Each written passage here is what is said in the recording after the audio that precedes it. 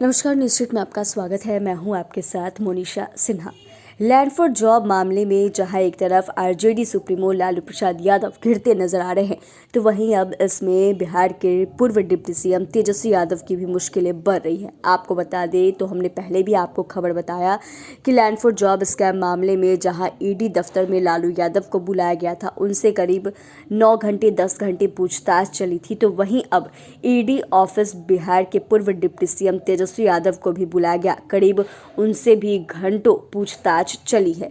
Land for job मामले में ED ने पूर्व डिप्टी सीएम तेजस्वी यादव से भी करीब 8 घंटे की पूछताछ की और 8 घंटे की पूछताछ के बाद उन्हें घर जाने की अनुमति दे दी। 12 अफसरों की टीम ने उनसे करीब 60 सवाल किए। तेजस्वी यादव 11 बजे से पटना के बैंक रोड स्थित ईडी दफ्तर पहुंचे थे। बहन मीसा भारती ने कहा कि उम्मीद है कि न्याय मिलेगी। तेजस्वी के खेला होने के सवाल पर भी उन्होंने कहा कि इंतजार कीजिए। लेकिन इस वीडियो में हम आपको यह भी बताएंगे कि आखिर जब तेजस्वी यादव, जो कि बिहार के पूर्व डिप्टी सीएम हैं, वो जब ईडी ऑफिस पहुंचे तो उनसे क्या कुछ सवाल पूछा गया, अधिकारियों ने उनसे कौन कौन से सवाल दागे। तो तेजस्वी यादव से भी कई सारे महत्वपूर्ण सवाल पूछे गए। उनसे पूछा गया कि जिस कंपनी के आप मालिक हैं वो कंपनी कैसे बनी और कब बनी। जब आप नाबालिग थे तो कंपनी बनाने का आइडिया कैसे आया। कंपनी 4 करोड़ की थी। कंपनी के बनने के कुछ साल में करोड़ों का ट्रांजैक्शन आखिर कैसे हुआ। कमाई का सोर्स क्या रहा। नाबालिग से बालिग होते ही 21 से 22 साल की उम्र में आपकी कंपनी का मुनाफा कई करोड़ कैसे बढ़ा। 160 करोड़ का निशान घर आपने अपनी कंपनी के नाम पर महज कुछ लाख में कैसे लिया।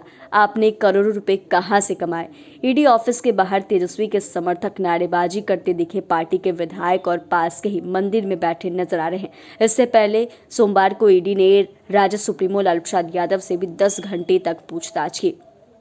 ईडी के ऑफिस से तेजस्वी यादव बाहर निकले और कहीं ना कहीं यह भी कहा गया कि जो राज्यसभा सांसद है सुशील मोदी, उन्होंने कहा कि लैंड फॉर जॉब स्कैम मामले में लालू यादव और तेजस्वी यादव से पूछताछ के दौरान ईडी पर दबाव बनाने और अफसरों को डराने के लिए राजद समर्थकों की भारी भीड़ जुटाई गई। इससे ना तो जांच रुकेगी, ना ही लालू परिवार दोष मुक्त पाए जाएंगे। वहीं इसको लेकर जो केंद्रीय राज्य मंत्री है नित्यानंद राय, उन्होंने भी कई सारी चीज़ें कही, उन्होंने भी अपनी बात रखी और आप समझ सकते हैं कि अब तक तेजस्वी यादव से कौन कौन से सवाल किए गए। उनसे पूछा गया कि दिल्ली एवं पटना में मौजूद संपत्ति से लेकर उनके निदेशक मंडल वाली निजी कंपनी में निवेश से जुड़े अधिकांश सवाल पूछे गए।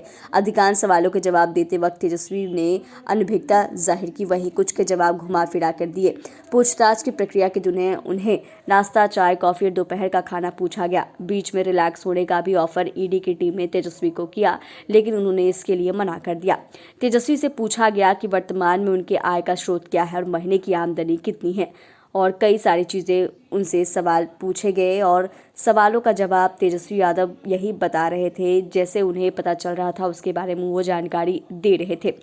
वहीं उनसे यह भी पूछा गया कि जब वे बालिग थे तो निजी company members AB exports private limited company के निदेशक मंडल में कैसे शामिल हो गए। यह कंपनी क्या काम करती है, इसका सालाना टर्नओवर 4 करोड़ के आसपास है, तो इसका कार्यालय दिल्ली के फ्रेंड्स कॉलोनी जैसे पॉश इलाके में कैसे स्थित है। इस बंगले को कैसे और किसने खरीदा था। इसे खरीदने के लिए पैसे कहां से आए। इस बंगले की मौजूदा कीमत करीब 160 करोड़ से अधिक है। पटना से दिल्ली जाने पर आप इसी बंगले में ठहरते हैं, बावजूद इसके बारे में पूरी जानकारी कैसे नहीं है।